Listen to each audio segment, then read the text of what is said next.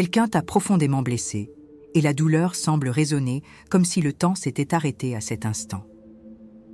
Mais si je te disais que cette douleur n'est pas un détour du chemin, mais une partie essentielle de celui-ci, n'est-ce pas aussi un appel silencieux à la connaissance de soi, la souffrance que l'on nous inflige? Un client qui trahit la confiance, un membre de la famille qui nous déçoit, ou même un mot prononcé sans intention? Pourquoi ces choses nous frappent-elles si fort? En surface, elles semblent être des erreurs isolées. Mais dans la vision du Tao, elles sont des expressions inévitables du flux de l'existence. Rien ne nous parvient par hasard, tout fait partie du mouvement de la totalité. Et ce qui nous semble injuste peut être, en réalité, une réorganisation plus profonde de notre vision du monde. Pardonner, ce n'est ni oublier, ni accepter l'agression comme juste.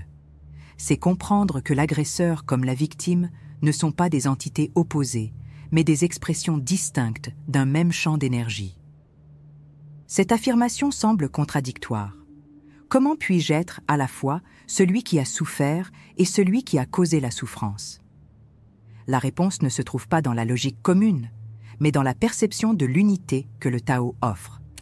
Le je qui ressent la douleur est le même je qui, dans un autre contexte, a déjà causé de la douleur. Le cycle se ferme non pas quand nous punissons l'autre, mais quand nous arrêtons de séparer. La douleur de l'autre est, à un certain niveau, aussi notre douleur. Mais pourquoi insister autant pour retenir cette douleur, même lorsqu'elle nous consume? Pourquoi avons-nous l'impression que renoncer au ressentiment serait trahir notre propre histoire? Qu'y a-t-il en nous qui préfère garder la plaie ouverte plutôt que risquer l'oubli? La vérité, c'est que la souffrance devient identité. Lorsqu'un événement nous blesse, nous créons un récit autour de l'injustice, et dans ce récit, nous nous sentons définis. Je suis celui qui a été trahi. Cette identité semble nous protéger, mais elle nous isole du flux. Le Tao enseigne, ce qui est rigide se brise. Seul ce qui se plie reste entier. Souviens-toi de l'histoire de Jing Ke, l'assassin envoyé pour tuer le roi de Qin, dans la Chine ancienne. Il échoua. Mais pas par incompétence, son plan était méticuleux. Il échoua parce qu'au moment décisif, il hésita. Il vit quelque chose d'humain sur le visage du roi. Un miroir. Le Tao fonctionne ainsi. Au moment de la collision, il révèle la ressemblance cachée. L'ennemi devient le reflet. Et dans ce reflet, tout jugement se dissout. Jing Ke fut exécuté, mais son hésitation nous enseigne quelque chose de plus durable. Même la violence ne joue pas son rôle lorsque la conscience s'éveille. Il y a un schéma invisible. La douleur que nous portons des autres nous pointe toujours vers quelque chose que nous ne comprenons pas en nous. Le pardon, alors, n'est pas un cadeau pour l'autre, mais un processus de désidentification avec la douleur elle-même. C'est un retour à ce qui se cache derrière le moi blessé. Mais pour voir cela, il faut du courage. Le courage de lâcher l'histoire que nous alimentons. Le courage d'admettre que nous ne sommes pas seulement ce qui nous est arrivé. Pardonner, c'est se rappeler que tout passe. Que ce que nous ressentons aujourd'hui comme insupportable sera bientôt juste un virage de plus sur le chemin de l'âme. Ce n'est pas le temps qui guérit, c'est ce que nous en faisons. Et, dans le Tao, il n'y a pas d'action forcée. Il ne demande pas d'action, mais de la présence. Lorsque nous cessons d'essayer de résoudre le passé avec des stratégies mentales, nous ouvrons l'espace pour le vide du vase, où l'eau de la conscience peut entrer. Juger emprisonne. Observer libère. Le pardon ne se produit pas quand nous le souhaitons, mais quand nous cessons d'interférer. Le ressentiment ne reste vivant que si nous le nourrissons de pensées. Le Tao dissout, non pas parce qu'il détruit, mais parce qu'il intègre. Il ne réagit pas, il accueille. La réalité t'a déjà donné suffisamment de signes. La question est, es-tu prêt à arrêter de résister? Peut-être est-il temps de cesser d'exiger que la plaie soit guérie de la manière que tu as idéalisée. Peut-être, juste peut-être, que le Tao est déjà en train de guérir, et que c'est toi qui ne l'as pas encore perçu. Si cette réflexion a allumé quelque chose en toi, continue. Il y a encore d'autres couches à explorer, d'autres voiles à retirer. Aucune douleur n'est définitive. Aucun « je » n'est fixe. Aucun autre n'est réellement séparé de toi. Envisage de liker la vidéo pour me faire savoir que tu apprécies ce contenu et marche avec moi dans les prochaines parties. Laissons ce qui pèse suivre son cours. Un jour, l'écrivain japonais Kenzaburo Oe, encore jeune, fut publiquement humilié par un professeur lors d'une lecture de rédaction. Le professeur le corrigea durement, insinuant que ses mots étaient prétentieux. Tout le monde rit. Kenzaburo ne réagit pas. Il hocha simplement la tête. Il resta silencieux. Mais en rentrant chez lui, il déchira tous ses cahiers d'écriture. Pendant des semaines, il ne rédigea pas une seule ligne. Le geste du professeur planta une douleur invisible. Mais ce fut ce silence qui plus tard le poussa à écrire avec plus de profondeur et à remporter le prix Nobel des décennies plus tard. La tension ne réside pas dans l'événement lui-même, mais dans la signification que nous construisons autour de lui. Kenzaburo n'a pas été blessé physiquement, mais quelque chose dans son identité vacilla. Le regard de l'autre le frappa comme un miroir inversé. Ce qu'il essayait d'offrir, des mots sincères, fut interprété comme de l'arrogance. Cette rupture intérieure est courante. Nous avons tous ressenti la douleur d'être vus d'une manière qui ne correspond pas à notre intention. Mais c'est à ce moment que le Tao devient pertinent. Il ne nous demande pas de corriger la vision de l'autre, mais de relâcher le besoin de contrôle. Kenzaburo passa des jours en silence, pas comme une punition, mais comme une incubation. La douleur ne fut pas niée, mais elle ne fut pas non plus nourrie de justification. Lorsqu'il se remit à écrire, il était un autre. Quelque chose avait effectivement été brisé, mais quelque chose de plus profond s'était révélé. Le ressentiment se dissout peu à peu. Il se rendit compte que le professeur, avec sa dureté, ne reflétait qu'une tension qui existait déjà en lui, la peur de ne pas être suffisant. Le Tao nous enseigne que l'autre, même celui qui blesse, fait partie du même champ d'énergie qui nous constitue. Il n'y a pas de séparation réelle. Cette histoire ne parle pas de surmonter, elle parle de transformation silencieuse. La souffrance causée par quelqu'un peut devenir un point de départ pour voir le moi blessé comme transitoire. Kenzaburo n'a pas appris à aimer le professeur, mais il a cessé de construire son identité à partir de cette douleur. C'est cela, le pardon dans le Tao, non pas l'oubli, mais la désidentification. La reconnaissance que cette expérience n'était qu'une vague, pas la mer entière. L'erreur était réelle, mais l'attachement à la douleur était optionnel, et il a été relâché avec le temps. Jung appellerait cela la réintégration de l'ombre. Réaliser que l'agresseur incarne quelque chose qui est aussi en nous. Dans le cas de Kenzaburo Oe, l'orgueil, la peur, le jugement. Le professeur n'était pas un méchant absolu, c'était un miroir partiel. Lorsque le moi se reconnaît comme faisant partie du tout, l'impulsion de punir ou de prouver se dissout. C'est cela, le Tao. Ne pas annuler l'expérience, mais dissoudre la fixation. Pardonner, dans ce contexte, c'est cesser de nourrir l'illusion de séparation. L'autre n'a pas besoin de changer pour que tu te libères. Combien de fois restons-nous prisonniers de la douleur parce qu'elle nous définit? Le ressentiment devient une armure.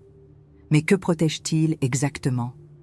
Lorsque nous lâchons la narration du moi blessé, quelque chose de plus léger émerge, une présence qui n'a pas besoin de justification. Kenzaburo Oe s'est remis à écrire parce qu'il a cessé d'écrire pour prouver quelque chose. Il s'était vidé, comme le vase qui ne devient utile que par son espace intérieur. Lorsqu'il n'y a pas de jugement, il y a flux. Et dans le flux, le pardon se produit sans effort. Si cette histoire a touché quelque chose en toi, peut-être est-il temps d'observer ce qui est encore retenu. Le Tao ne te demande pas de hâter la guérison. Il te demande simplement de ne pas l'empêcher. Si cela a résonné en toi, aime cette vidéo, abonne-toi à la chaîne et suis-moi dans les prochaines couches. Nous ne faisons que commencer à relâcher ce qui pèse, avec douceur, lucidité et une respiration à la fois. Parfois, ce qui nous blesse n'est pas ce que l'autre fait, mais ce que notre esprit continue de répéter ensuite. La scène est déjà passée, mais elle continue de se répéter intérieurement, comme un écho. C'est à ce moment que la souffrance cesse d'être un fait pour devenir une habitude. Le Tao nous invite à percevoir ce cycle avec attention, non pas pour l'interrompre de force, mais pour le laisser suivre son cours. Lorsque vous observez une douleur surgir à nouveau, sans jugement, quelque chose commence à se dissoudre. La conscience est ce qui ouvre l'espace. Le pardon ne vient pas de la volonté, il vient de la clarté. Une pratique simple peut initier ce processus. Elle ne nécessite pas de grands gestes, ni de réponse définitive. Prenez un récipient ordinaire, un bol, une tasse ou un petit vase vide. Ce sera votre espace de transition. Chaque fois qu'une pensée de douleur surgit, ne vous disputez pas avec elle. Au lieu de cela, écrivez sur un papier juste un mot qui représente ce que vous ressentez. Pliez le papier et placez-le dans le récipient. Pas pour garder, mais pour laisser partir. Le récipient n'est pas une prison. Il représente le Tao, un espace qui accueille sans retenir. Cette action est symbolique, mais puissante. Elle communique à l'inconscient que vous choisissez de lâcher prise, sans forcer. C'est un geste silencieux qui marque la fin de la résistance. Le papier devient un miroir de l'esprit. Le récipient, un rappel physique que vous n'avez plus besoin de tout porter à l'intérieur. L'esprit a besoin d'un langage concret pour abandonner les anciennes formes. Ce rituel offre cela, un corps symbolique pour le détachement. Avec le temps, vous réalisez que la douleur ne disparaît pas de force, elle s'évapore par négligence. Ce type de geste est petit, mais il a de la profondeur. Il brise l'automatisme. Il dit « Je t'ai vu, douleur, mais je n'ai plus besoin de la nourrir ». Le Tao appelle cela le Wu Wei, l'action qui découle du non forcé. Ainsi, il ne s'agit pas de contrôler les pensées, mais de changer le point de vue d'où nous les observons. Vous n'êtes pas la pensée. Vous n'êtes pas non plus le moi blessé que la pensée défend. Vous êtes l'espace qui voit. Et cet espace, lorsqu'il est reconnu, commence à dissoudre tout ce qui était piégé. À chaque fois que vous répétez ce rituel, ne vous attendez pas à un soulagement immédiat. Le Tao ne promet pas de récompense, il offre un alignement. Un jour, vous remarquerez que vous avez passé des heures, peut-être des jours, sans vous souvenir de la douleur. Et ce sera naturel, sans bruit. La douleur aura suivi son cours comme la feuille qui passe sur la rivière. C'est à ce moment que le pardon se produit, non pas comme une décision consciente, mais comme un effet du non-attachement. Le récipient reste vide. Et c'est dans ce vide que quelque chose de nouveau peut naître. Pour renforcer cet état, commencez à remarquer lorsqu'une pensée d'offense surgit. Faites une pause de 3 secondes. Respirez. Observez sans interpréter. Cela suffit déjà à changer le circuit. La pleine attention n'est pas une concentration forcée, c'est l'espace entre le stimulus et la réponse. Plus vous observez sans interférer, plus le Tao peut agir. Et ce qui semblait être un problème devient un processus. La douleur devient un apprentissage. L'autre cesse d'être le causeur pour devenir un miroir. Si vous avez ressenti que ce rituel peut avoir de la valeur pour votre pratique, partagez dans les commentaires le nom que vous donneriez à votre propre récipient. Donnez-lui une signification personnelle. Il sera votre symbole de lâcher-prise, sans hâte, sans bruit, sans exigence, juste la présence. Lorsque quelqu'un nous blesse, ce n'est pas seulement la situation qui fait mal, c'est la rupture d'un modèle interne. L'esprit construit des attentes, des images de l'autre, des prévisions de sécurité. Lorsque ces images sont brisées par une action extérieure, le système émotionnel se dérègle. C'est naturel. Mais ce qui se passe ensuite révèle notre niveau de conscience. Le Tao dit « Le sage ne s'attache ni à ce qui est brisé, ni à ce qui était entier. » Il observe les deux formes comme des manifestations du flux. La douleur ne vient pas de la rupture en elle-même, mais de l'attachement à ce qui a été brisé. La psychologie jungienne appelle cela la fixation archétypique, lorsque nous nous identifions au rôle de blessé, trahi, rejeté. Ces rôles activent des récits qui organisent la réalité de manière rigide. Dans le bouddhisme, cela s'appelle clinging, l'attachement à l'expérience en tant qu'identité. Lorsque nous gardons le ressentiment à l'intérieur, nous projetons le conflit à l'extérieur. L'agresseur et la victime ne sont pas opposés. Ce sont des rôles dansant dans la même conscience. Sur le plan émotionnel, le ressentiment fonctionne comme une ancre. Il nous donne du poids, une sensation de réalité, une structure interne qui semble nous protéger de la répétition de la douleur. Mais cette protection est illusoire. La douleur ne se prévient pas par le contrôle, mais par la compréhension. Le Tao dit « Plus il y a d'armes, plus le danger est grand. Plus nous créons de stratégies pour éviter de souffrir à nouveau, plus nous nous éloignons de la fluidité. La seule véritable sécurité est de voir avec clarté. Et la clarté surgit lorsque nous cessons de définir l'autre uniquement par ce qu'il nous a causé. En termes existentiels, le pardon n'est pas une concession morale, c'est un retour à l'intégrité.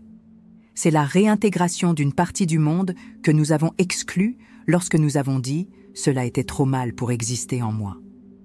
Dans le taoïsme, tout appartient. Dans le Vedanta, tout est Brahman, y compris ce qui nous blesse. Dans le bouddhisme, la séparation entre le moi et l'autre est vacuité. Dans l'hermétisme, tout est esprit, et ce qui se nie à l'intérieur se manifeste à l'extérieur.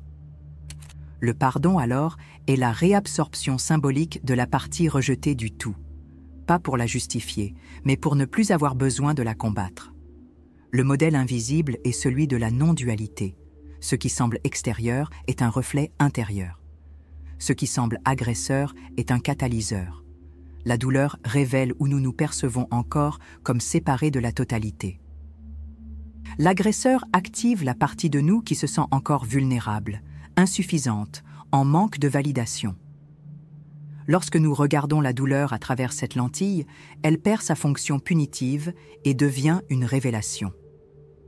Il n'y a pas de coupable, il y a une invitation. L'offense se transforme en miroir et le miroir en passage. C'est le mouvement de la conscience guidée par la sagesse.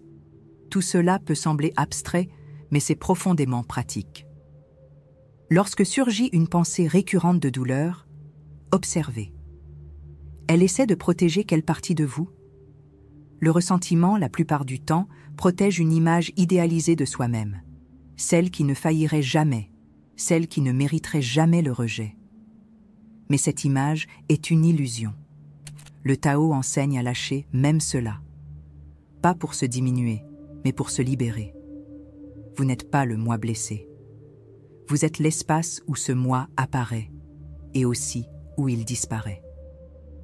Le langage universel, métaphore, mythe, geste symbolique, sert à organiser ce passage. Le vase vide, le fleuve qui ne retient pas les feuilles, la blessure qui se ferme sans effort, tous pointent vers une vérité simple. La guérison ne vient pas de la négation, mais de la dissolution de l'attachement. Le pardon n'a pas besoin de logique, ni de mérite. Il a besoin d'espace. Et quand il y a de l'espace, le Tao fait ce qu'il fait toujours. Il continue de couler. Non, se pardonner, c'est lâcher prise. Qu'est-ce que nous retenons réellement? L'autre ou l'idée que nous en avons faite?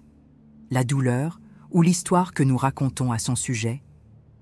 Le Tao ne force pas l'oubli, ni n'exige la réconciliation. Il demande simplement « Est-ce encore nécessaire maintenant ?» L'offense a été réelle, mais le ressentiment est un choix. Lorsque nous cessons de retenir, ce n'est pas le passé qui change, c'est nous qui sortons de son orbite. Et c'est dans cette sortie silencieuse que le pardon germe sans effort. Le plus curieux, c'est qu'il n'y a pas de moment clair où cela se produit. Il n'y a pas de climax, ni de geste héroïque. Ce qui existe, c'est un point de transition qui ne se perçoit qu'après qu'il soit passé. Vous vous rendez compte que vous n'y avez plus pensé, que vous ne désirez plus d'explications ni de excuses, que l'autre n'occupe plus d'espace à l'intérieur. Cela n'est pas de l'indifférence, c'est de la maturité.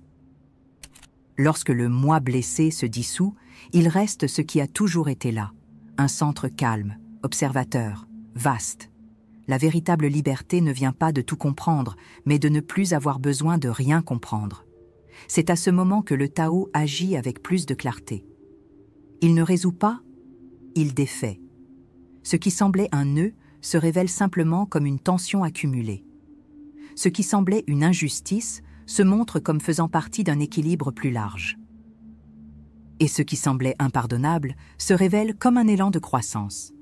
Lorsque nous cessons de définir la réalité, elle commence à nous révéler ce qu'elle est vraiment. Alors, qu'est-ce que vous retenez encore parce que vous croyez devoir protéger quelque chose? Et si ce quelque chose n'était pas fragile, mais simplement mal compris? L'esprit veut des garanties. Le Tao offre du flux. Il ne s'agit pas de nier ce qui s'est passé, mais de ne pas y rester comme abri. La douleur a rempli son rôle quand elle vous a éveillé. Le reste est répétition. Et la répétition est l'opposé du Tao, qui ne revient jamais au même endroit.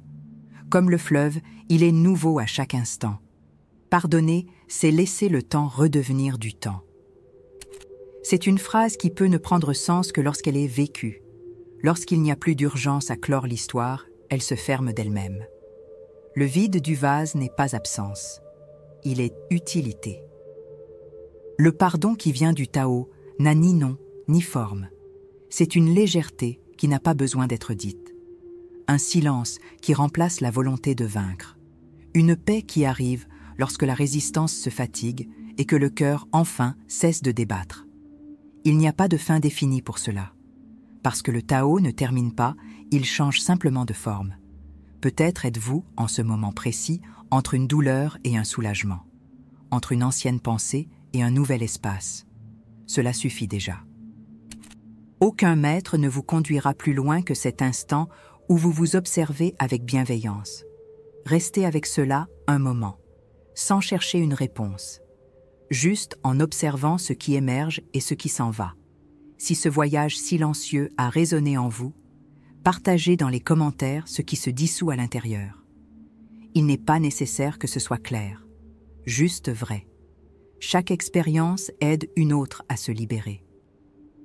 Et si vous sentez qu'il y a encore plus à explorer, nous sommes là, avançant calmement, mot par mot. Abonnez-vous à la chaîne pour nous aider à grandir dans ce voyage fait de petites épiphanies, de vides qui accueillent, de feuilles qui passent dans le fleuve sans hâte d'être rappelées.